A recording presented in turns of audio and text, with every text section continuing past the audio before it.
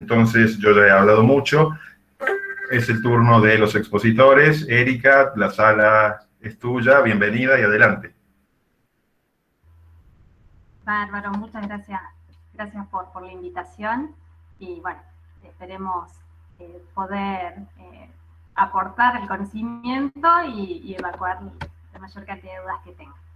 Bien, voy a iniciar la presentación.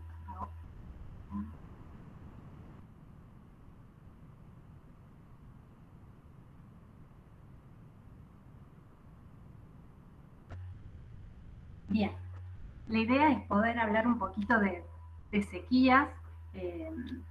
Yo comencé mis estudios allá por el 2009, 2010, cuando estábamos atravesando una sequía importante acá en la provincia de Córdoba. Y bueno, luego seguimos acompañando a estos temas que fueron, bueno, de tanto interés y que siempre nos compromete, ¿no? A seguir actualizándonos y a seguir ampliando el conocimiento. La idea de hoy es poder abordar un poco algunos conceptos vinculados a sequía, los problemas que esta trae asociada, bueno, las metodologías que se están utilizando actualmente para detectarlas, contarles un poquito de los estudios que tenemos en Argentina y bueno, y finalmente que Gastón nos pueda exponer todo lo que ha avanzado vinculado a la cuenca del Paraná. Bien, la sequía, como lo define la Organización Meteorológica Mundial, es una ausencia prolongada en la precipitación en un determinado lugar, o un periodo normal de tiempo seco lo suficientemente prolongado. ¿Y por qué decimos en un determinado lugar? Porque hay que diferenciarlo muy bien del concepto de aridez, ¿sí? La aridez es una condición natural propia de lugares que llueven menos de 300 milímetros. Pero no significa que ellos estén en una sequía continua, todo lo contrario.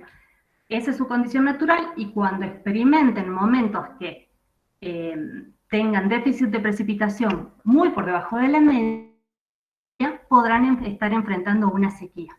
Lo mismo podríamos decir de una región húmeda con 1.500, 2.000 milímetros como media, en el momento en que empiece a atravesar un momento en que la precipitación baja por debajo de determinados umbrales, estará experimentando una sequía. Eso principalmente, es muy importante hacer esa diferenciación.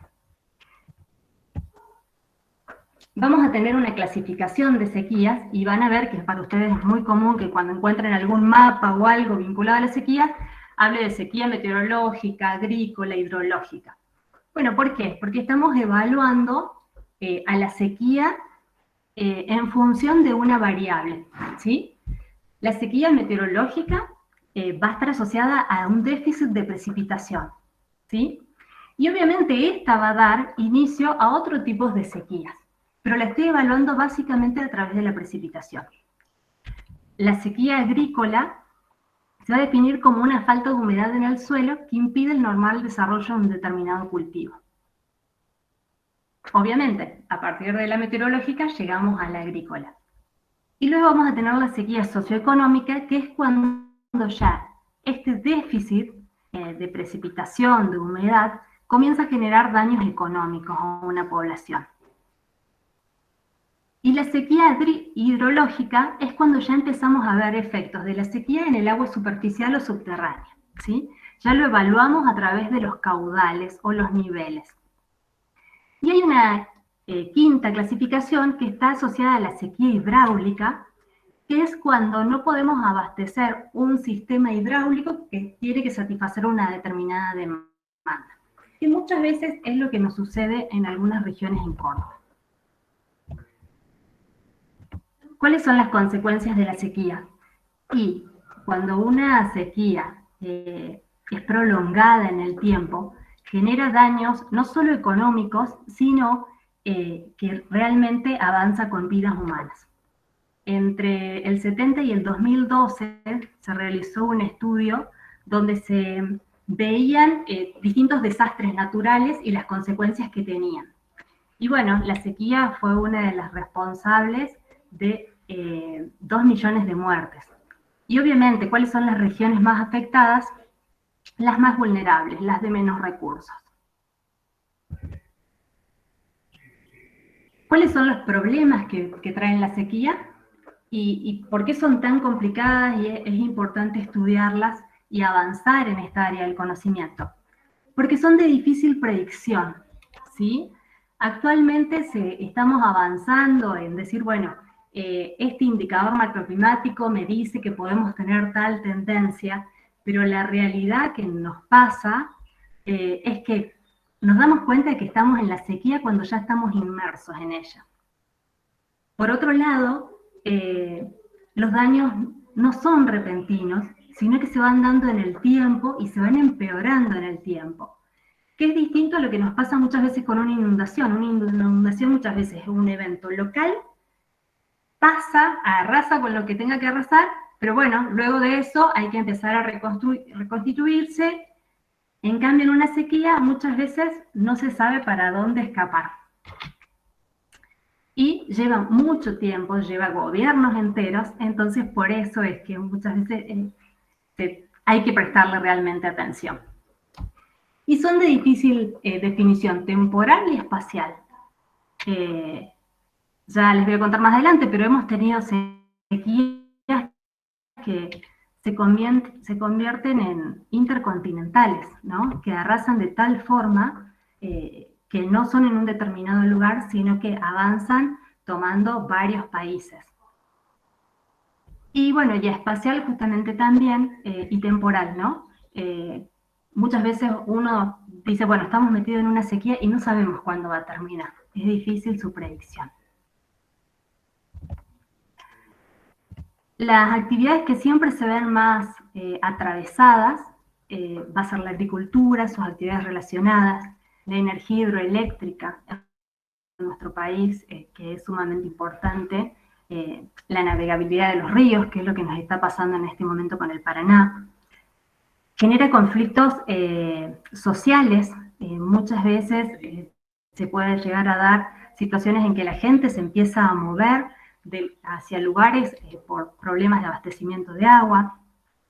La sequía fue responsable en parte el año pasado de los incendios.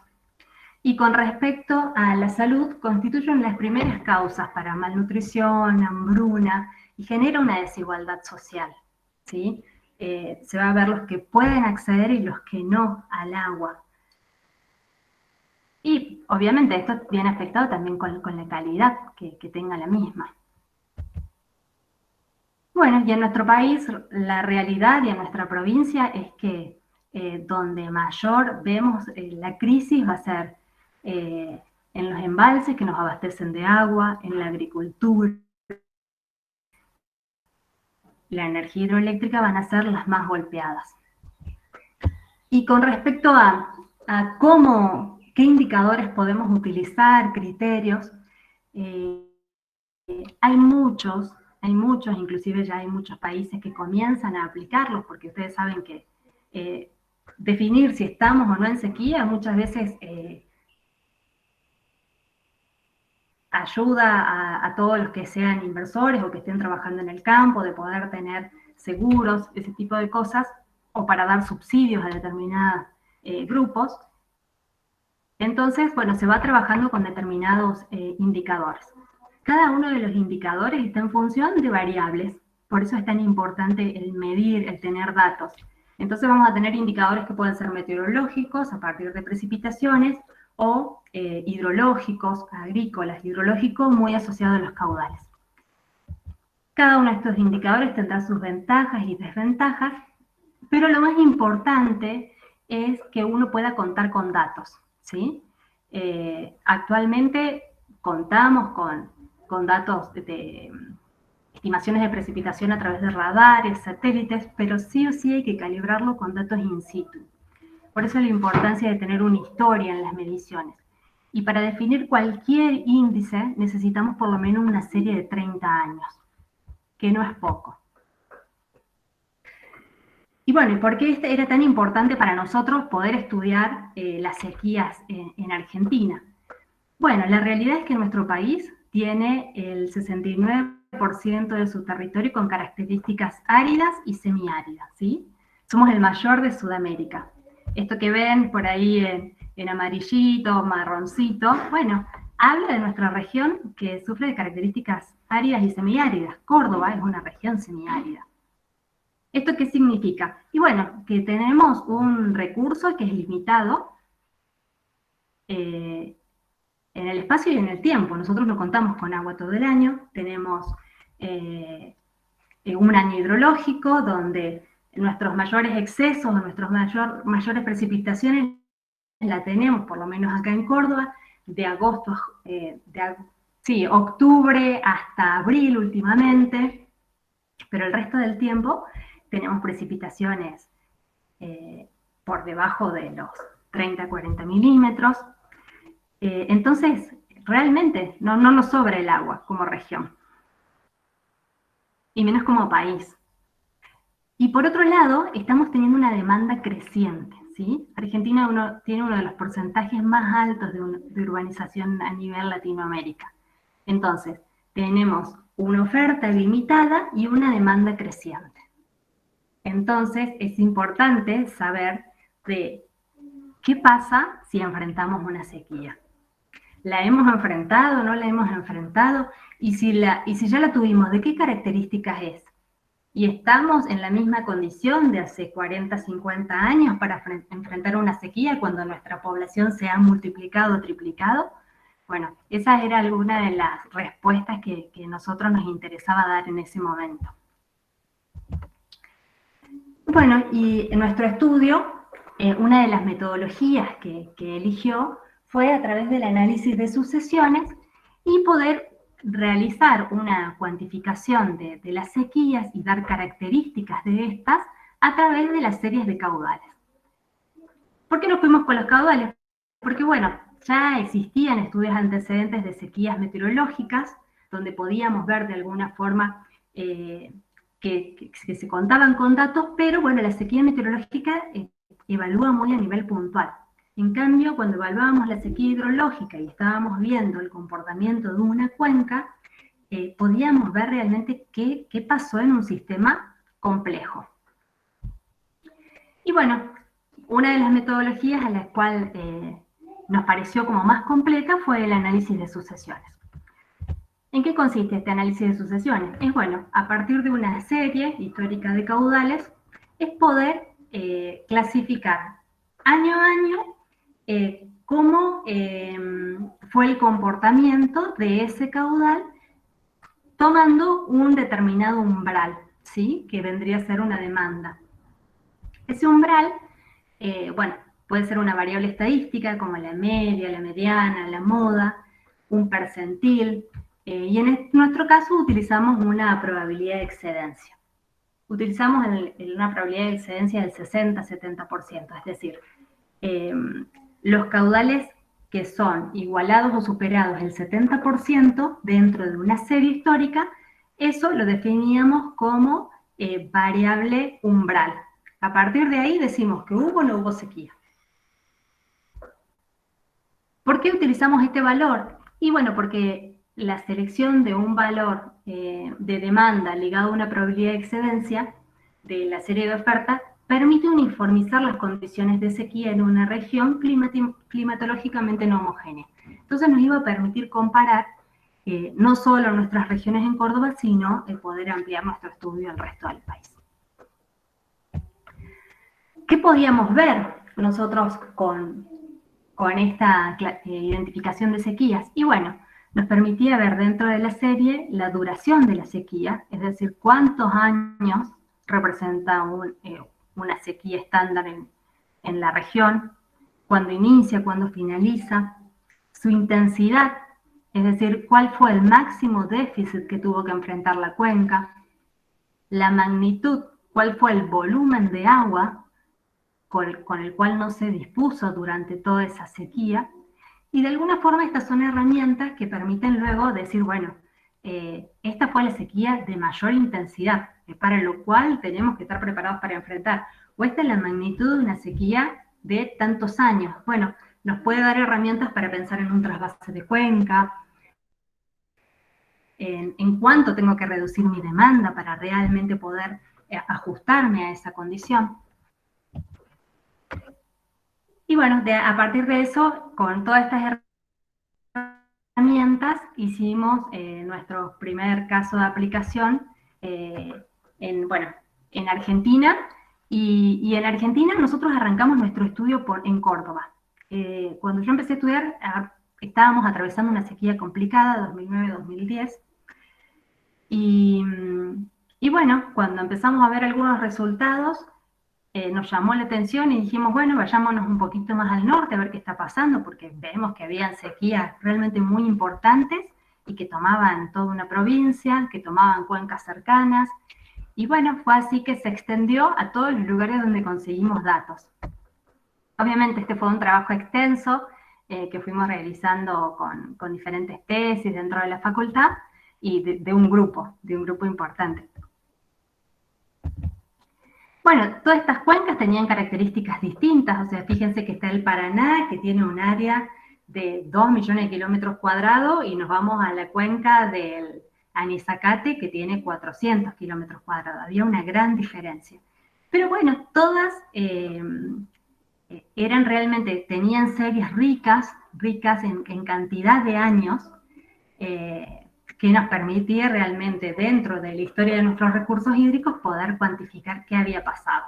Y bueno, es así que en Córdoba teníamos series desde el año 26, y bueno, nos pareció significativo y rico poder ver qué había pasado.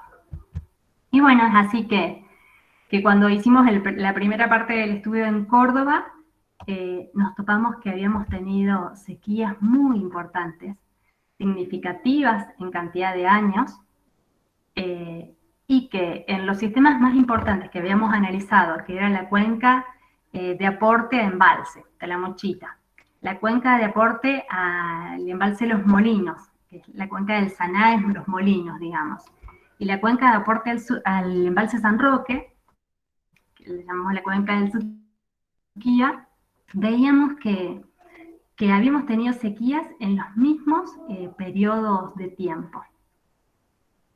Y bueno, y que no solo habían sido sequías de gran duración, sino que de un volumen significativo de desabastecimiento de alguna forma.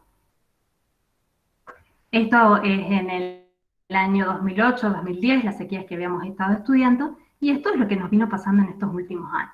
Tuvimos un 2017 seco, un 2018 que se recompusieron un poco las cuencas y se pudieron llenar los embalses, y volvimos a tener un 2019-20 seco, y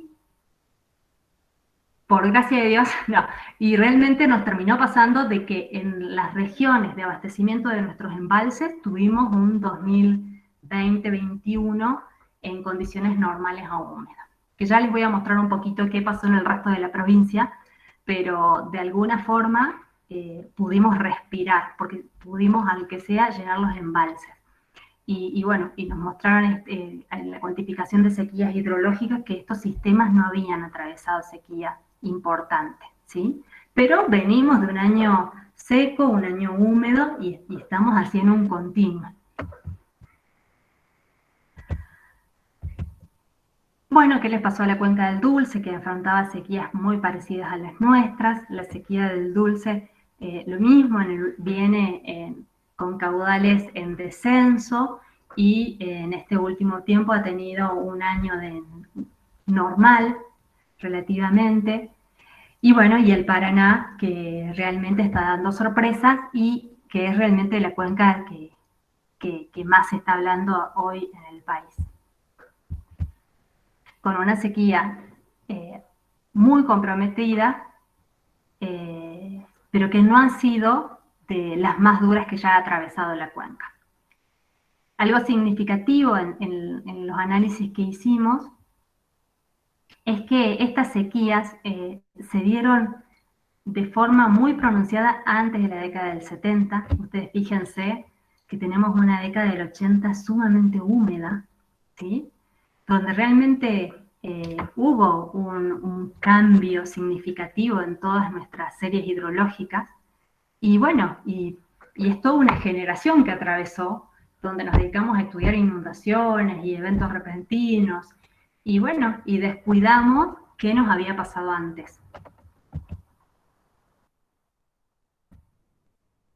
Cuando seguimos avanzando hacia el norte, vemos que hubo muchas sequías que se manifestaron en los mismos años que habíamos visto en las cuencas de Córdoba, y cuando avanzamos hacia la cordillera, bueno, nos topamos con una realidad también muy parecida en comportamientos simultáneos, con sequías de gran intensidad, y bueno, en las cuencas del Mendoza, San Juan, Colorado, en la última década han atravesado sequías importantes.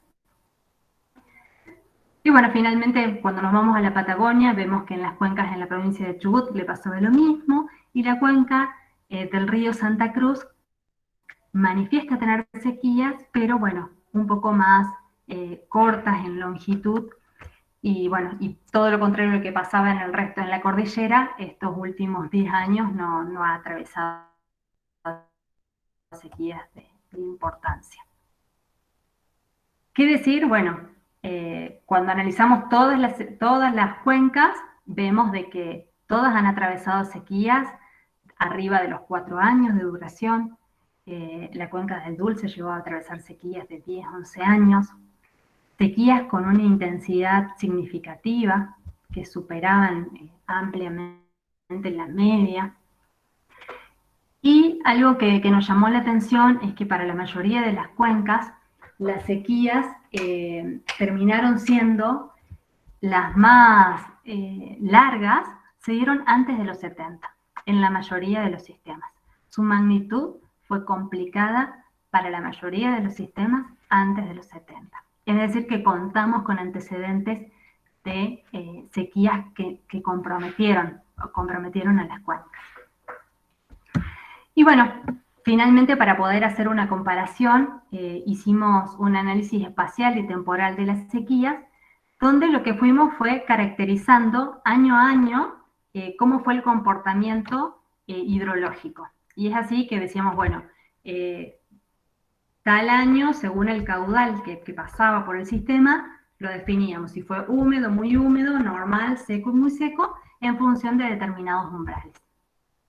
Y es así que en la primera parte del estudio llegamos a ver, si acá ven, los colores amarillitos son los años en que hemos tenido sequías, entre seco y muy seco, anaranjadito y muy seco. Y cuando vamos a los colores más azules, fueron años húmedos, blancos normales, y los grises que no teníamos datos. Cuando analizamos las cuencas, digamos, en el norte de nuestro país, sin tomar la Patagonia, identificamos sequías que habían tomado toda la región en la década del 30, 40 y 60. Cuando analizamos con toda la Patagonia, volvimos a notar lo mismo, ¿sí? Sequías que habían atravesado toda la región en la misma época. Y bueno, y en los últimos 20 años no había sucedido lo mismo, pero sí teníamos sequías importantes. Tuvimos hasta el 2018 sequías muy importantes y de gran longitud en el tiempo, en todo lo que fueron las cuencas de nuestra cordillera. En Córdoba tuvimos unas sequías muy importantes en la época del 2008 hasta el 2011, que de esto sí tenemos recuerdos importantes porque tuvimos problemas de abastecimiento de agua.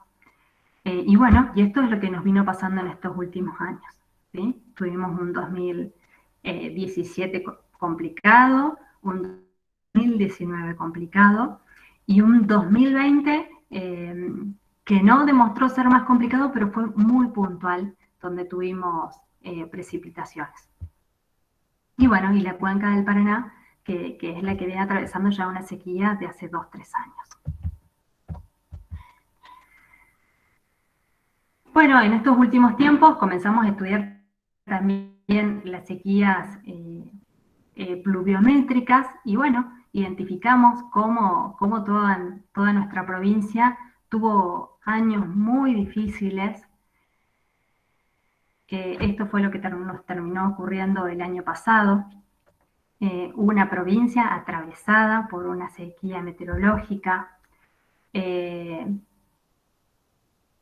Cuando analizamos los déficits de precipitación, coincidían las zonas con mayor déficit con las zonas que habían sufrido mayores incendios en la zona, o sea que el haber atravesado muchos días en precipitación fue significativo para el sistema. Y bueno, ¿y qué terminó pasando durante este 20, digamos, desde septiembre 2020 a la fecha? Y sí, tuvimos realmente déficit de precipitación en la mayor parte de la provincia y hemos tenido eventos pluviométricos muy concentrados en determinados meses. Si ustedes pueden ver acá, en azulcito son las cuencas donde realmente hemos tenido un exceso de precipitación y es el único mes donde lo vemos más significativo. Febrero fue un mes seco, marzo, abril fue un mes seco, y fíjense ustedes que en los únicos lugares que pudimos ver que hubo exceso de precipitación fue en las cuencas de aporte de los embalses. El resto de nuestro sistema quedó muy comprometido, y de noviembre a abril, el último análisis que hicimos, es que hemos tenido realmente una sequía meteorológica importante. Y venimos ya de un periodo en que el sistema le está costando recuperarse, o sea, llegamos a tener un año húmedo y luego volvemos a entrar en esta condición. Entonces, realmente esto nos habla de que tenemos que hacer un monitoreo continuo de lo que nos está pasando, y bueno, y hay varios temas por los cuales avanzar. Esto es fundamental, poder avanzar en estos estudios es importante para la gestión, ¿sí? Porque nos permiten saber qué le pasa a nuestros sistemas, qué pasa a una región que es abastecida por dos cuencas, como es el Gran Córdoba, que es abastecida por la cuenca de Los Molinos y del San Roque, y que atraviesan sequías simultáneas. Saber qué longitud ha tenido una sequía y cuál ha sido la sequía más severa nos permite planificar. Y por otro lado, también es importante saber que tenemos que seguir midiendo cada vez más y mejor, porque eso nos dice dónde estamos parados. Y no nos quedamos solamente en una sensación. Realmente podemos caracterizar y cuantificar qué pasa. Y otro tema importante que no nos tenemos que olvidar es que tenemos que avanzar hacia implementar medidas en la demanda, ¿sí? En nosotros como usuarios es importante disminuir las pérdidas en un sistema, aumentar las eficiencias, educar, y especialmente en nuestra región. Yo vengo de vivir en la ciudad de Caleta Olivia, donde nací, donde estoy acostumbrada que en mi ciudad nuestras casas se caracterizan porque en el patio tenemos 3, 4 tanques de abastecimiento de agua, que nos llega el agua día de por medio y hay que juntarla y cuidarla, y trabajamos en reuso, y el reuso es algo doméstico que ya está totalmente implementado, ¿no? Lavo las verduras y con eso voy, riego, y no tiramos ni una gotita de agua. Y cuando uno llega a Córdoba, se cree que está en el paraíso, que tiene agua cuando abre el grifo de su patio, y bueno, y que no es tan real eso, ¿sí? Que realmente debemos cuidar nuestros recursos y debemos generar conciencia. Así que, bueno, esos son algunos de los temas para seguir trabajando. Y bueno, ahora los dejo que continúe Gastón, que ha trabajado muy bien y ha avanzado mucho en el conocimiento con la cuenca del Paraná. Muchas gracias. Bueno, Erika, muchas gracias. Voy a pasar a compartir la pantalla.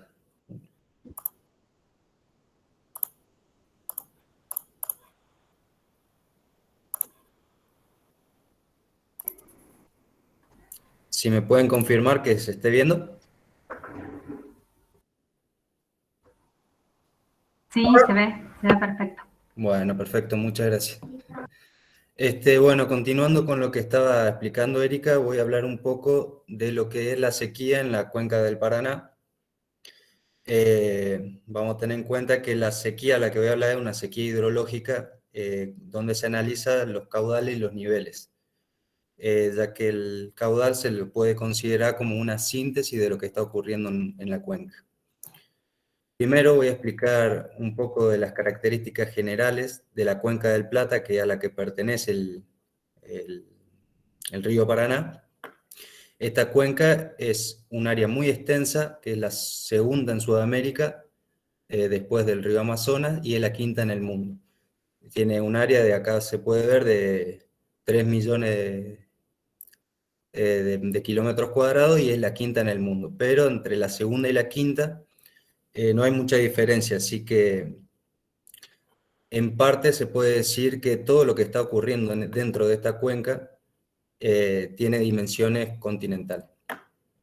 Los ríos principales son el río Paraguay, que la estoy marcando aquí, el río Paraná, que comienza en el área de Brasil, va extendiéndose hasta su confluencia con el río Paraguay en la zona de Corrientes, y luego va bajando hasta su confluencia con el río Uruguay para formar lo que sería el río de la Plata. Solo en Argentina hay unos 5 millones de habitantes donde se consume el agua y demás, pero en toda la cuenca hay 130 millones de habitantes con más de 300 ciudades de más de 100.000 habitantes. La segunda cuenca con un potencial hidroeléctrico muy grande, donde se tienen un conjunto de represas muy importantes, y entre ellas hay 3 que son binacionales, como son el Yacyretá, una represa compartida entre Paraguay y Argentina, lo que es la represa de Itaipú, compartida entre Brasil y Paraguay, y la represa de Salto Grande, que es compartida entre Uruguay y Argentina. Dentro de esta cuenca se tiene una economía muy diversificada, donde el 70% del PBI de los 5 países se producen dentro de esta cuenca. Eso tiene una implicancia muy grande en todos los eventos extremos que puedan llegar a pasar dentro de esta cuenca. Bueno, estos son algunos de los efectos que tienen, ya hablando de la sequía y de la bajante. Algunos pueden parecer simplemente estéticos, como esta primera imagen que se ve acá. Esto es lo que es la laguna Setúbal en Santa Fe. Esto hace 50 años que no se ve. La última vez pasó más o menos en la década del 70. Pero también hay otros problemas mucho más graves que tienen en cuenta de lo que es el abastecimiento de agua. Esto es en Ituzaingó. Ahí se puede ver cómo las obras de toma de agua ya empiezan a estar descubiertas, y también hay otro inconveniente que tienen que ver con la calidad de agua. Al tener menos aporte del área brasilera,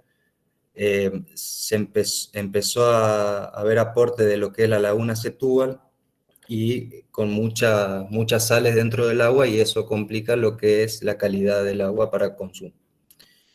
Otros inconvenientes son derrumbes que se generaron en toda la costa de Santa Fe prácticamente.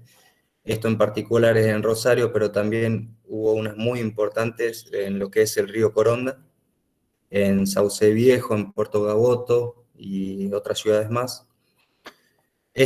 Esto que se ve acá son los focos de incendio que hubo dentro de Santa Fe, Chaco y otras provincias, ya que al no llover se tiene mucho material combustible, y es mucho más fácil que se genere, con cualquier chispita, se puede generar un incendio.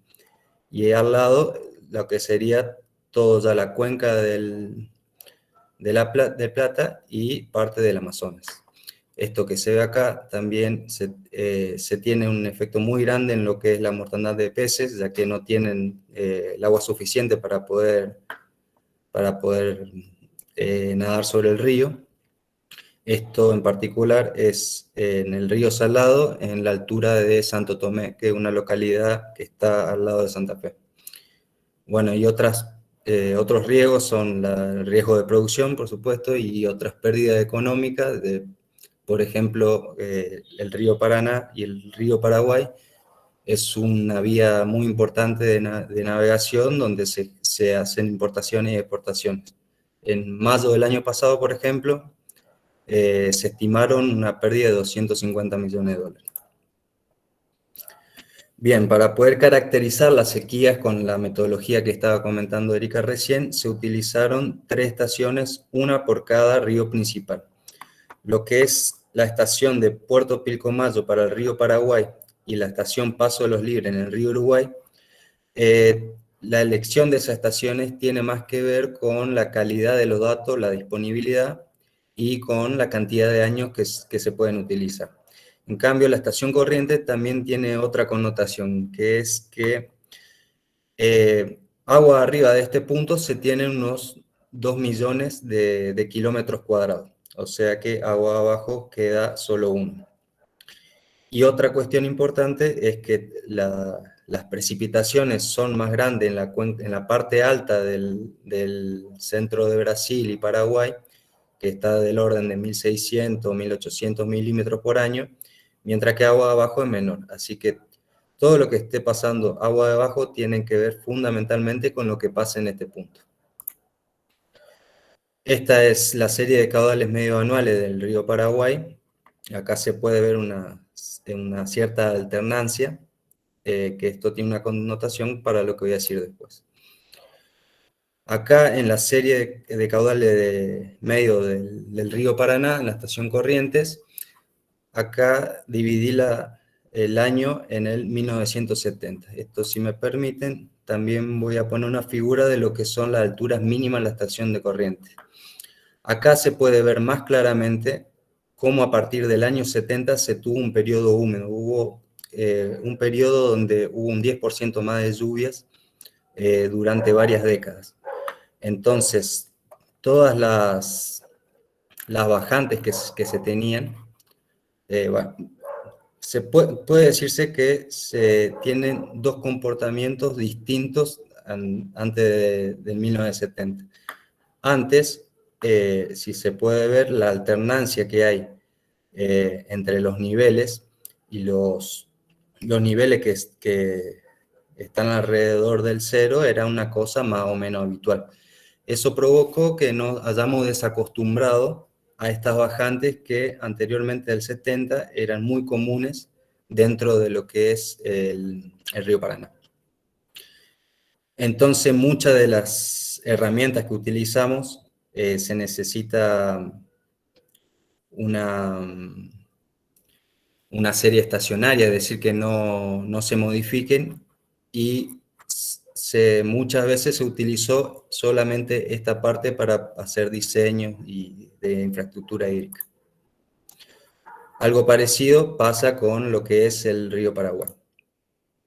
Acá ya analizando la sequía a partir del método de sucesiones, se puede ver, imagínense que esta línea es una línea que divide los caudales normales y los húmedos y muy húmedos, y lo que está por abajo es todo déficit.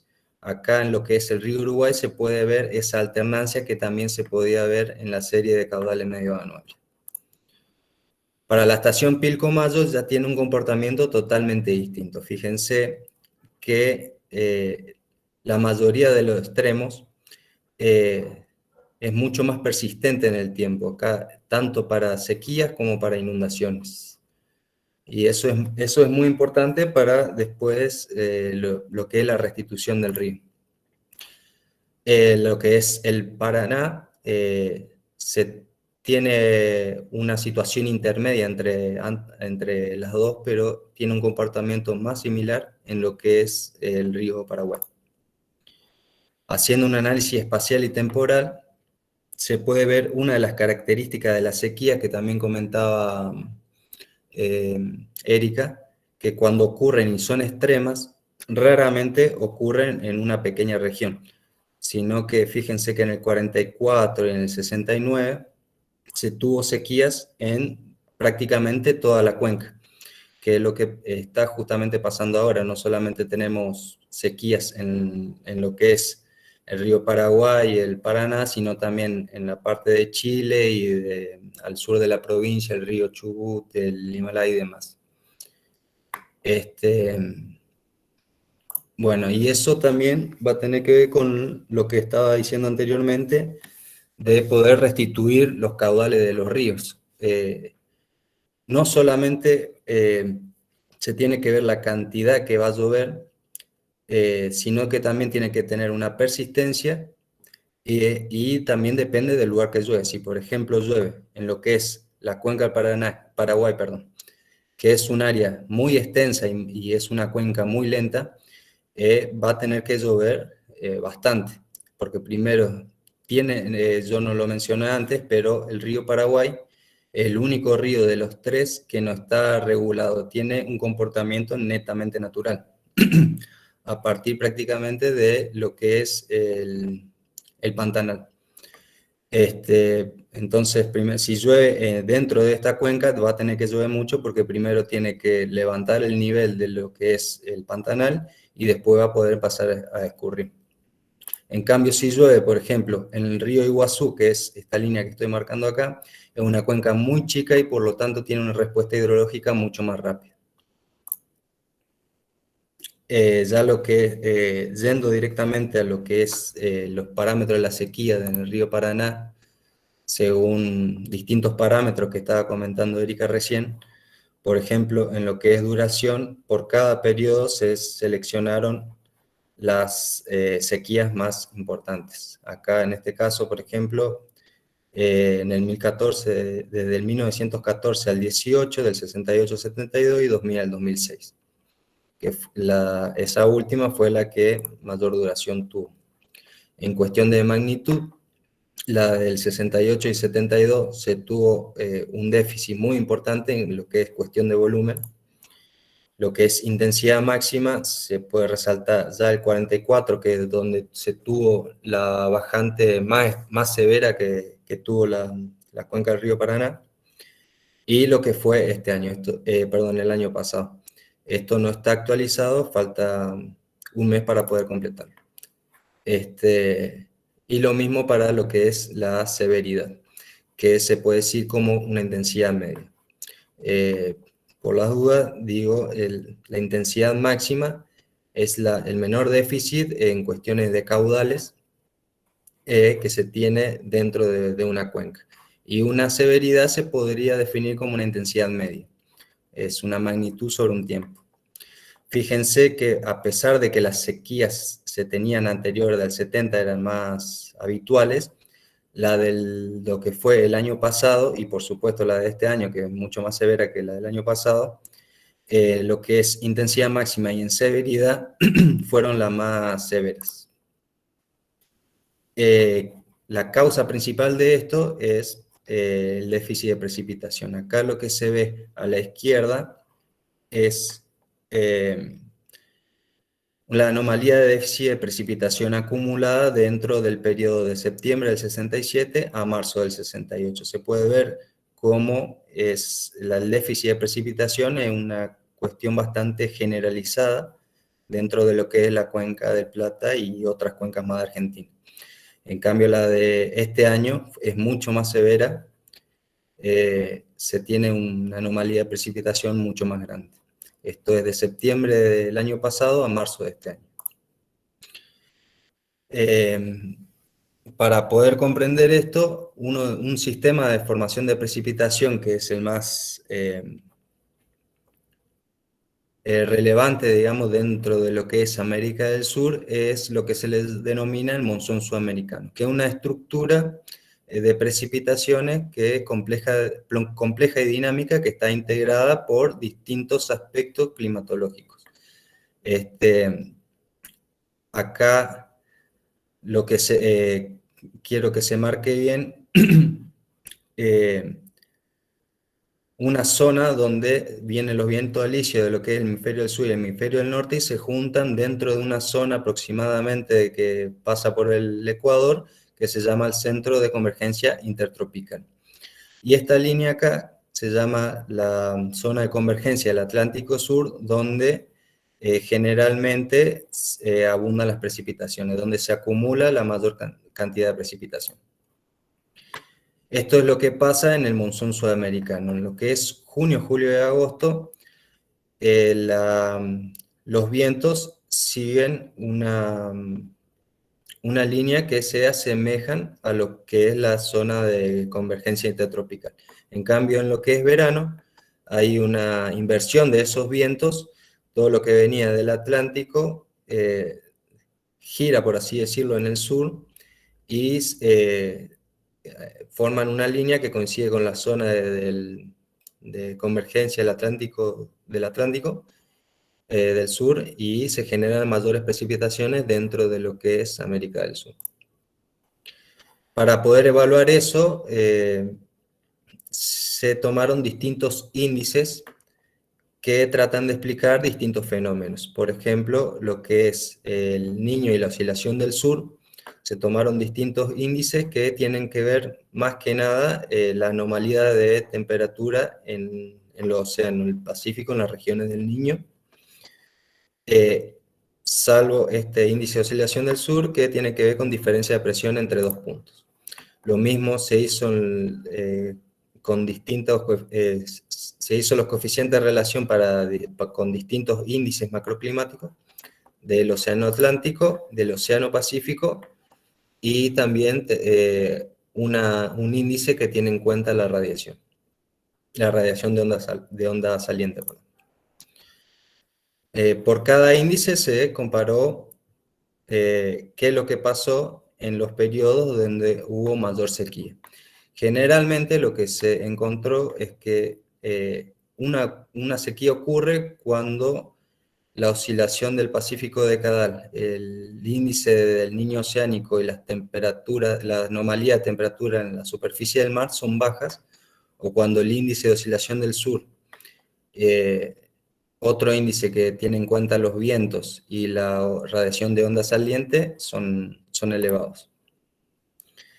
Dentro de lo que es la sequía actual, se puede ver esto, la fuente de esto es el Sistema de Información de Sequía para Sudamérica. A la izquierda lo que van a ver son la anomalía de precipitación para un periodo de 12 meses entre septiembre y agosto del año pasado.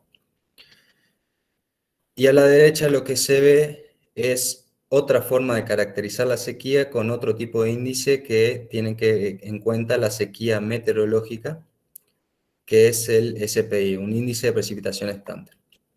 Los puntos que se ven son la caracterización de la sequía en distintas estaciones, y si se puede ver, aparentemente en la sequía actual se forma una línea que coincide exactamente con la zona de convergencia del Atlántico sudamericano. Ahora, lo que pasó este año, cuando vemos los distintos valores de los distintos índices, se ve que en escala anual los valores de esos índices no corresponden a algo anómalo, está más o menos en términos normales. Entonces, lo que se tuvo que hacer es ver qué otro fenómeno pudo haber causado esta sequía, la del año pasado. Eso nos llevó a estudiar lo que es la oscilación de Madden-Julian. Lo que pasa en esta oscilación es una corriente ascendente desde las capas bajas a las capas altas, y una circulación hacia el este y hacia el oeste que va transportando ese centro convectivo, por así decirlo. Y para caracterizar lo que es la oscilación de Madden-Julian, se lo divide en distintas fases, en 8 fases. Lo que hace es indicar cuál es el centro de conversión, que puede ser el Océano Índico, la zona continental marítima, el Océano Pacífico o lo que sería América del Sur. Eso se plasma en una matriz donde se dibuja una línea negra que lo que marca es la intensidad de la oscilación de Madden-Julian. Cuando está en el centro, no es posible definir alguna fase. Pero mientras más intensa, más se aleje del centro, más intensa la oscilación de Madden-Julian. Eso tiene una repercusión en las precipitaciones prácticamente desde África hasta Sudamérica. Fíjense que cuando está dentro de una fase 5 y es intensa, generalmente significa un déficit de precipitación. Eso fue exactamente lo que se vio cuando se vio la intensidad de la oscilación de Madden-Julian, fundamentalmente en noviembre y en enero, que es cuando generalmente más llueve en nuestra región. Entonces, lo que llegamos a concluir es que la oscilación de Madden-Julian estuvo regulando lo que son los otros fenómenos que también caracterizan una sequía, o una falta de precipitación o un aumento de precipitación. Si comparamos desde septiembre del 2019 a mayo del 2021, acá se graficó dos índices en particular, y se vio qué es lo que estaba pasando, la oscilación de Madden-Julian en ese periodo. No lo dije, pero el índice ONI, el índice del niño,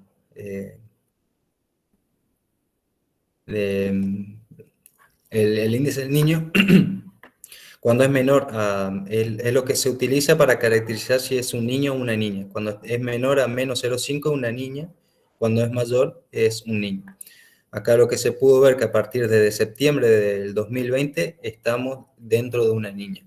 A partir del mes pasado recién se está saliendo, está en una fase neutra, pero todo puede indicar que no es seguro, pero podemos llegar a volver a una fase de la niña. Bueno, y acá una comparación de las condiciones actuales con las sequías que ocurrieron en el pasado. Fíjense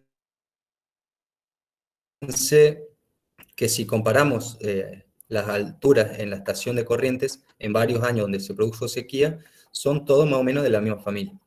Se tiene una fuerte bajante en lo que es abril a mayo, a agosto, septiembre, y ahí empieza a retomar los niveles.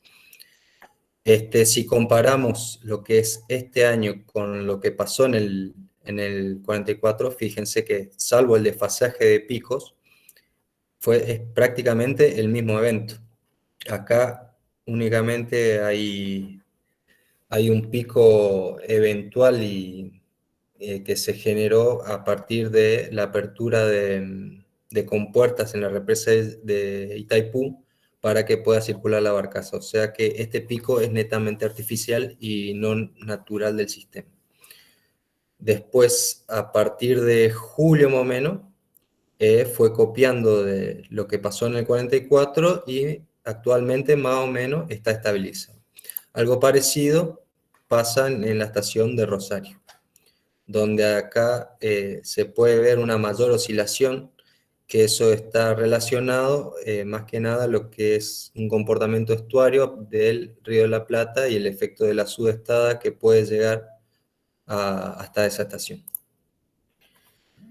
El INA tiene muchísima información en la página. Si ingresan a la página pueden ver distinta información, todo relacionado a lo que es la bajante, desde estados actuales de cada estación a pronóstico del Paraná, lo que es el Delta, y también están trabajando conjuntamente con el Servicio Meteorológico Nacional para poder hacer esas proyecciones. Y también hace un análisis de tendencia en función de 3 escenarios. El escenario 1, que hace una continuación progresiva de la tendencia a la bajante según los registros recientes. Estos fueron modificando, por supuesto, porque es dinámico esto. Un escenario 3, que va copiando más o menos lo que pasó en el 44, y un escenario intermedio.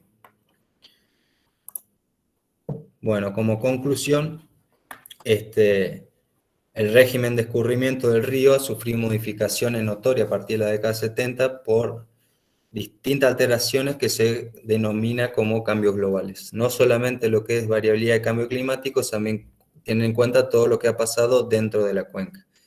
Lo que es deforestación, cambio de uso del suelo. La deforestación en Brasil fue muy grande a partir de la década del 70. Y todo eso, por supuesto, repercute en todo lo que son los escurrimientos en el Paraná Medio. Sin embargo, estos últimos tiempos observamos que las variables, tanto los caudales como los niveles, vuelven a lo que ha sido antes del 70. Entonces, es muy importante tener en cuenta que esto ya pasó y es probable que pueda ya volver a pasar. También esta situación es solamente esperable bajo cierto escenario hidrológico, dependen fundamentalmente de las lluvias que se produzcan dentro del área de aporte. Y ya teniendo en cuenta más para monitoreo, hay ciertos indicadores que son, se puede decir, más importantes que otros, pero se puede decir que el ONI, para caracterizar lo que es el Niño o la oscilación del sur, y la oscilación de Madden-Julian, se tienen que ir observando y monitoreando para saber qué puede llegar a pasar en algún futuro. Bueno, eso es todo. Muchas gracias.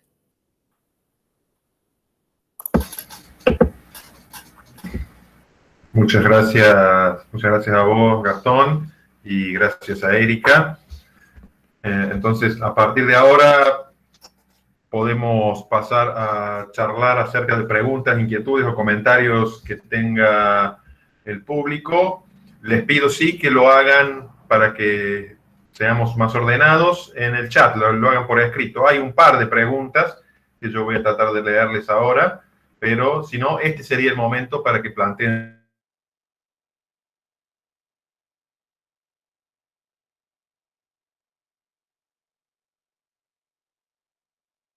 chat, que ya están planteadas. Bueno, hay una que creo que está parcialmente respondida, pero la planteo tal cual está allí. Relación de estos eventos con el cambio climático global, nada menos que eso, pregunta. Está abierta la discusión si alguien quiere responderla.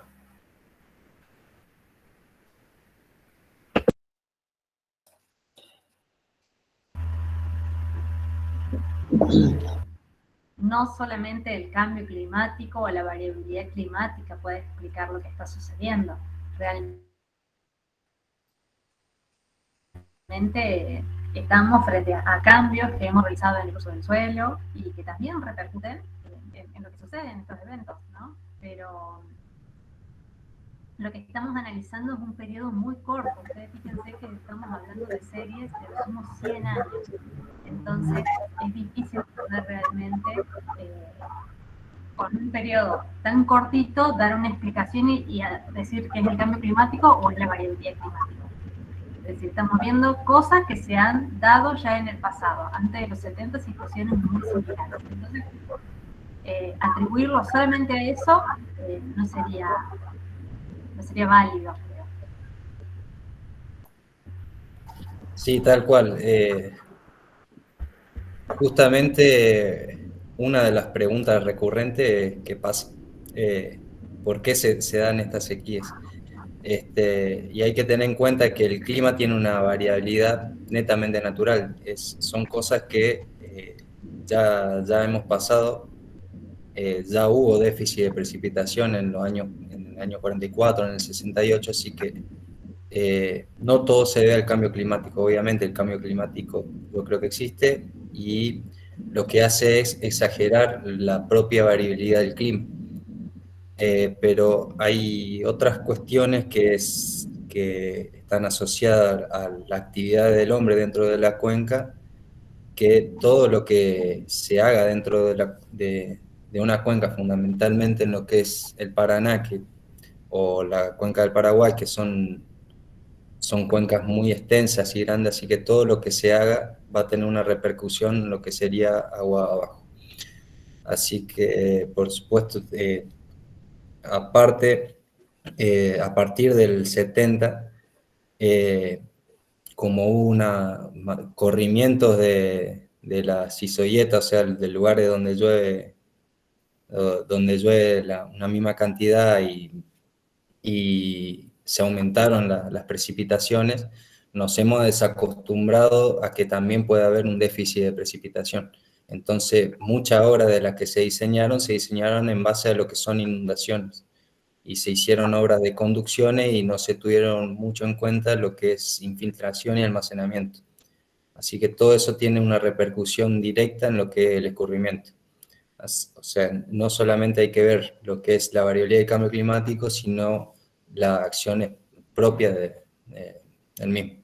Y aparte también, por ejemplo, desde lo institucional, hay que verlo como se tiene que hacer acuerdo y trabajar conjuntamente con los 5 países de lo que es dentro de la Cuenca del Plata.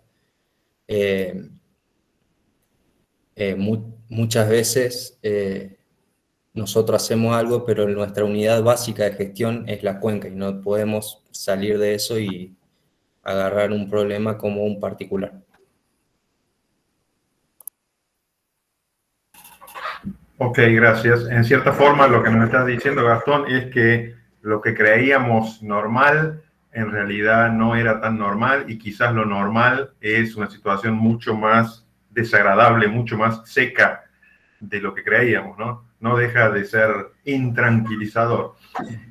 No, sí es posible. Lo que hay que ver si ese periodo húmedo fue algo de un cierto periodo nomás, si fue esporádico o si se va a sostener en el tiempo nuevamente. Nadie sabe lo que va a pasar de acá a un par de años, digamos, pero sí hay que, toda la planificación que se hagamos tienen que tener en cuenta todos los extremos, no solamente lo que es inundación. Ok. Aquí Georgina pregunta si hay estudios que permitan cuantificar específicamente el impacto de la deforestación sobre las sequías. Bien, si me permitís, hay un estudio de Tucci de Brasil del año 2007, donde concluyó que hubo un 10% más de precipitación dentro de lo que es la cuenca del Paraná en la parte de Brasil, pero los escurrimientos aumentaron un 40%. Eso quiere decir que no solamente, está bien, llovió más, pero todas las acciones que fundamentalmente lo que es la deforestación implicaron en el escurrimiento del agua. Ok. Escurrimiento, estamos hablando de que llovió más, pero el escurrimiento fue mucho mayor que lo que llovió de más, y que escurrió rápidamente, de eso estamos hablando. Exactamente. Ok. Aquí Pablo nos pregunta, hablando de la provincia de Córdoba, nos pregunta sobre qué organismo fue el que planteó construir un canal para traer agua desde el río Paraná a Córdoba. No tiene que ver exactamente con la charla, pero indirectamente sí. Y bueno, pregunta qué opinan ustedes sobre ese proyecto.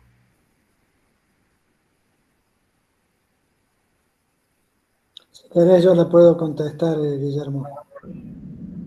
Bueno, adelante. Bueno, felicitaciones Gastón y Erika, muy buena charla.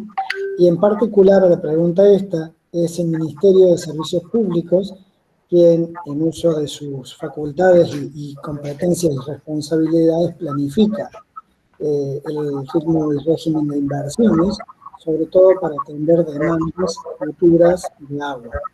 Como bien mencionó Erika en su presentación, el Gran Córdoba se encuentra inserto en el corazón de una región semiárida, con 2 cuencas, la del Suquía y el Izacate, la del Suquía y el Sanaes, que atienden la demanda principal, pero con caudales sumamente pequeños. Piensen que estamos hablando de módulos, caudales medios del orden de 10 metros cúbicos segundo o menos en cada uno de estos 2 ríos que abastecen al Gran Córdoba. Por lo tanto, el escenario de trasvase para atender la demanda hace ya más de 50 años que ha sido no planificado, sino instrumentado.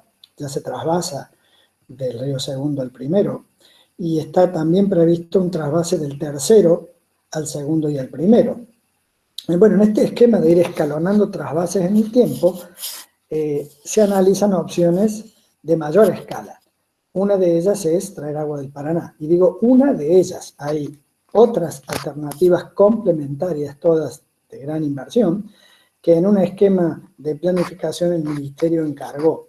La Universidad de Córdoba formó parte con otros organismos también de estos estudios de planificación que fueron encargados por el Ministerio, como bien dije, de Servicios Públicos, y bueno, forman parte de un conjunto de posibilidades o cartas que en función de la inversión que se disponga o de los recursos que dispongan se irán activando hacia el futuro.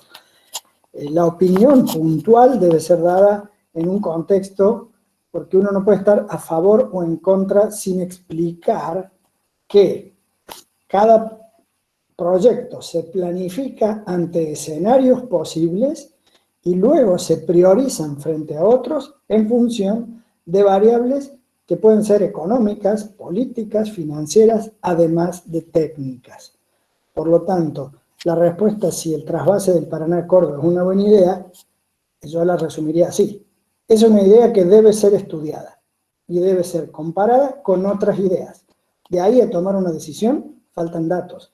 Hay que analizar oportunidad, factibilidad, financiación, disponibilidad y muchas otras cosas. Y además hay que aclarar algo.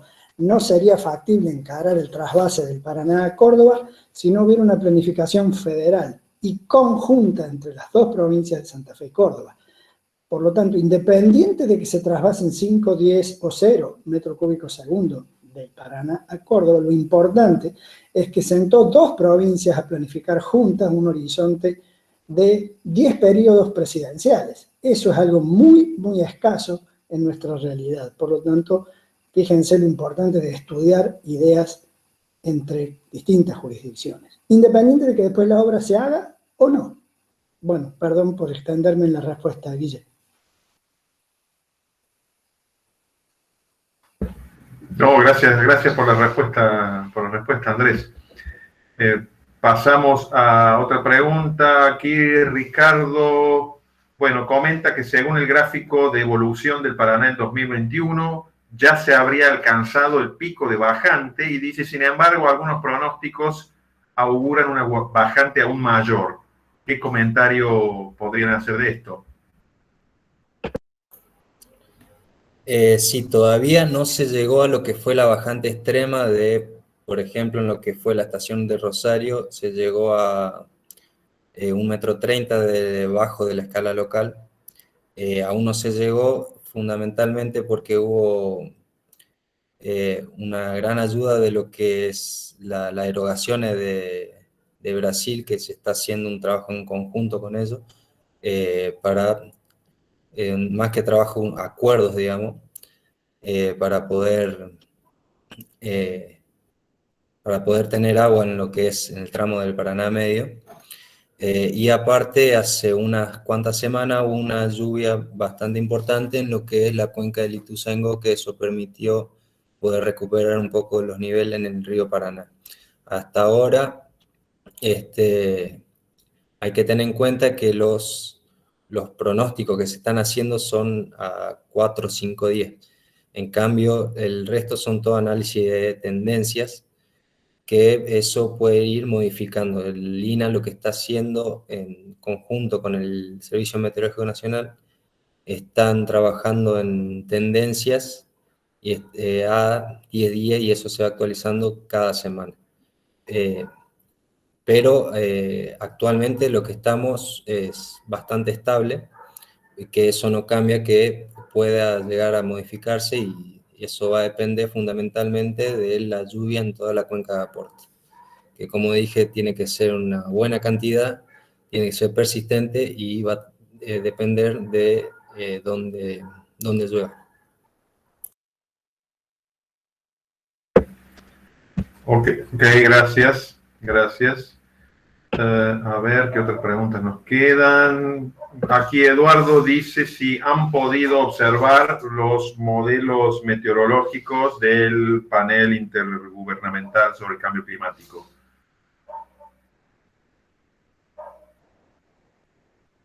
No, yo la verdad no los pude ver. Ok. No, tampoco, no los he seguido. Ok, bueno, pasamos a... De todas formas, si me permití un comentario, lo que sí veo constantemente es los pronósticos del Servicio Meteorológico Nacional que tiene pronósticos trimestrales y hasta noviembre la situación no cambia mucho. Son casi toda Argentina, se sigue manteniendo esa tendencia que va a llover por debajo de lo normal. Ok, gracias. Bueno, aquí Pablo, que es la persona que recién preguntó sobre el canal, el proyecto del canal, y por lo tanto esta pregunta quizás sea también de nuevo para Andrés. Pregunta, ¿qué caudal se propone traer desde el Paraná en el proyecto y si se estudió el impacto ambiental y energético que eso tendría? Entiendo que eso está en estudio, en proyecto. No sé, Andrés, si estás por ahí, si querés decir algo acerca de qué caudal se propone. Sí, mira, ahí acabo de poner en el chat una respuesta que puede servirle a Pablo y a los otros asistentes que tengan dudas técnicas específicas. El número de agua, el caudal a traer, no está finalmente definido y además uno hace un diseño para un escenario de máxima necesidad, y luego calcula el funcionamiento del sistema con un régimen de caudal variable, por lo tanto, de costo variable y de consumo de energía variable. Siempre uno va a poder decir, bueno, ¿y el costo de la energía va a ser con tarifa subsidiada o no? ¿Va a ser con generación eólica acompañando la traza del acueducto o no? ¿Va a ser con una mini central nuclear CAREM cercana en el bombeo más importante o van a ser consumo del sistema interconectado o centrales térmicas adicionales? Todas esas variables de dónde sale la energía y si es con o sin subsidio, si es de un sistema renovable o no, cambian la ecuación económica financiera.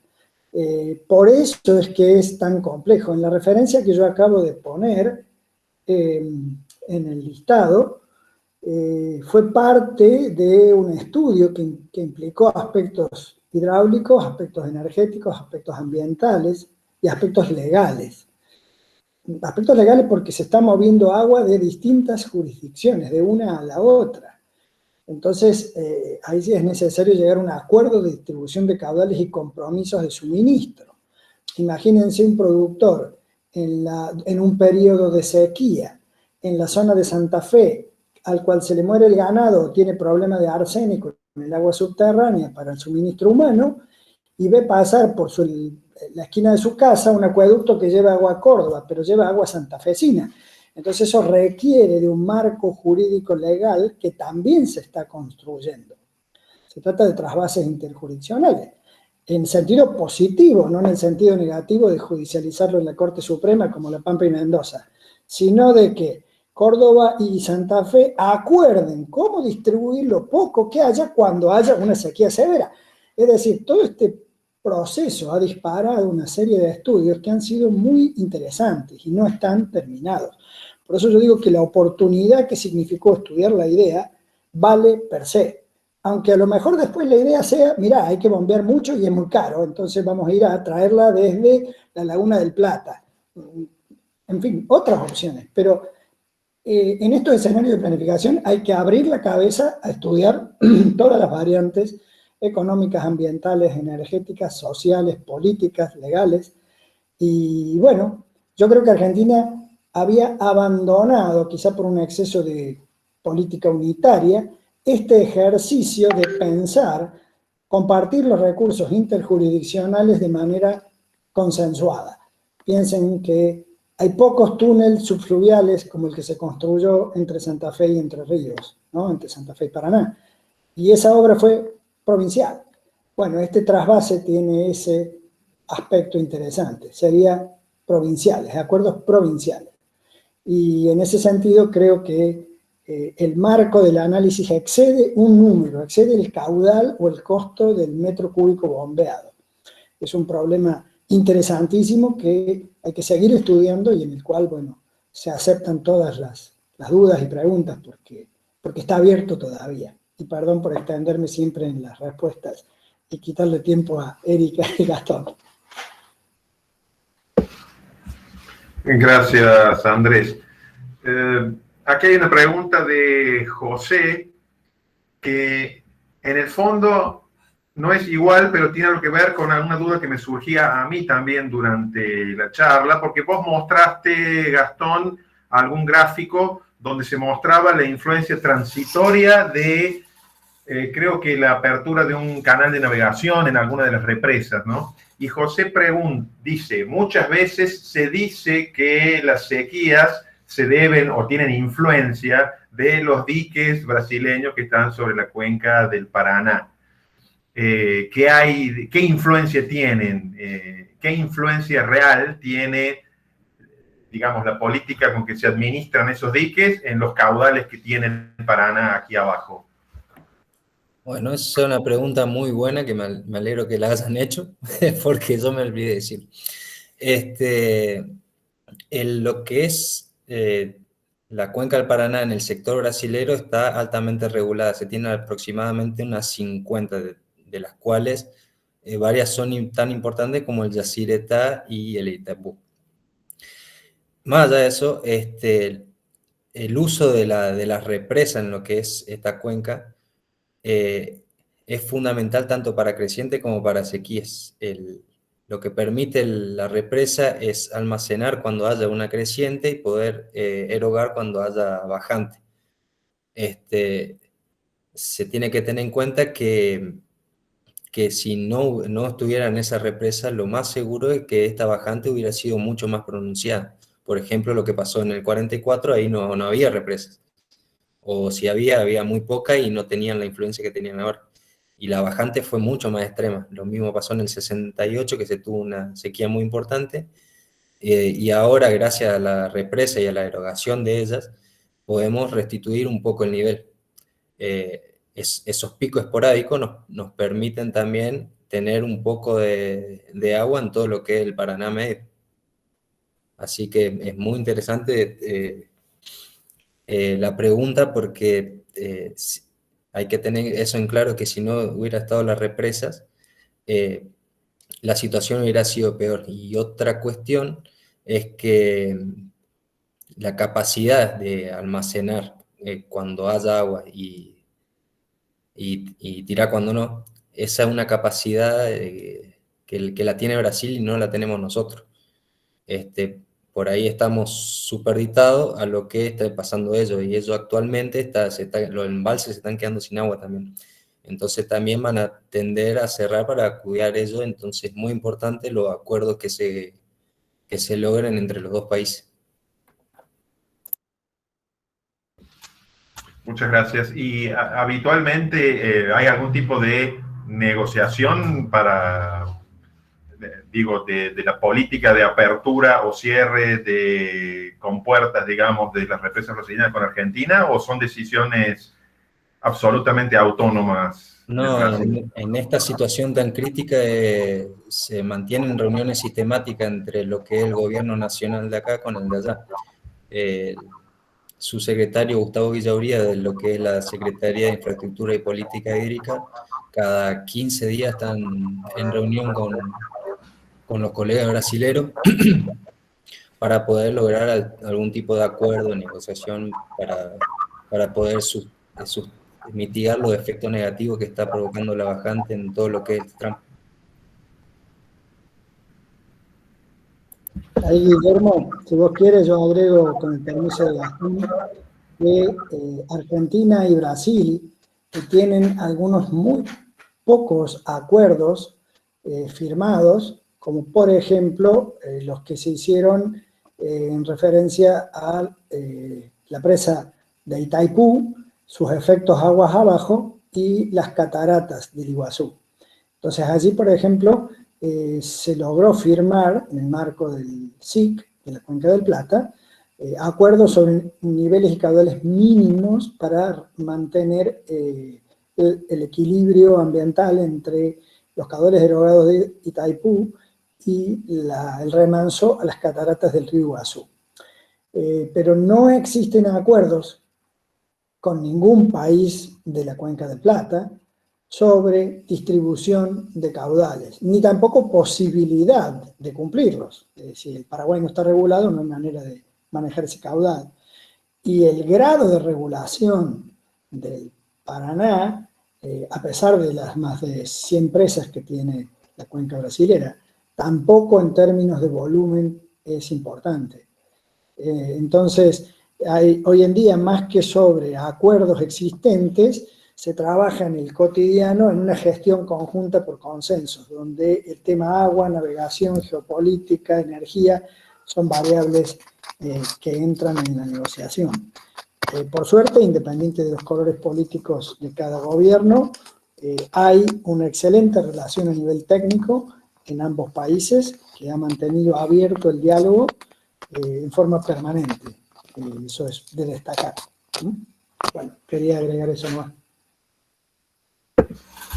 Gracias, Andrés. Bueno, y hay un comentario de Claudio Cariñano, pero que creo que ya fue respondido por el chat, y dice, bueno, que hay que tener en cuenta que el Paraná recibe aportes tanto de una vertiente andina como de una vertiente atlántica, que tienen distintos regímenes, cosa que, bueno, creo que deben estar totalmente estudiadas, ¿no es cierto? No sé si alguno de los dos, Eric o Gastón, quiere hacer algún comentario final, porque si no ya estamos en horario más o menos como para hacer el cierre de esta charla. No, básicamente agradecerles la invitación y bueno, hay mucho material publicado. Por ahí había leído algún comentario con respecto a indicadores solares, con los ciclos solares. Hay algo estudiado sobre eso. La realidad es que también es muy compleja, según los sistemas que estudiemos, la respuesta va a ser distinta. Yo que me concentré mucho y todavía lo sigo haciendo en las cuencas de la provincia de Córdoba, la realidad es que nuestros fenómenos son muy locales y muchas veces es difícil dar una respuesta o una relación directa con un indicador macroclimático. Y bueno, con el Paraná, con algunos sistemas sí se encuentran y se han encontrado relaciones a nivel bidecadales que sí tienen un comportamiento muy parecido a las manchas solares.